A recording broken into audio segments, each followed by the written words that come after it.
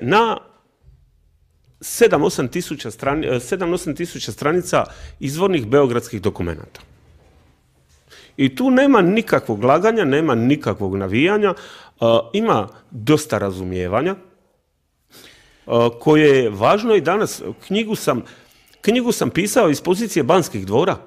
Neko ko sjedi u Banskim dvorima i danas, i prije 100 godina, i prije 50 godina, treba uzeti pa pročitati.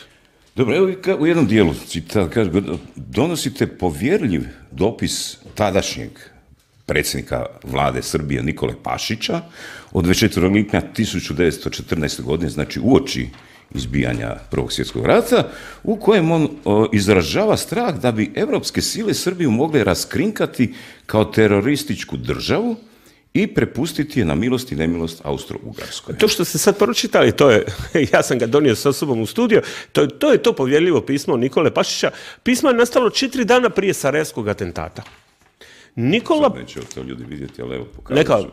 Nek povjećavaju, ne? Dobro, ok, mogu se uvijek javiti autoru knjige, vrlo rado ću ustupiti dokumente. Dakle, on uoči Sarajevskog atentata kaže, pojednostavljeno rečeno, bavimo se terorizmom, u opasnosti smo, uhvatit će nas i Austro-Ugarska nas raskrinkati pred čitavom Europom.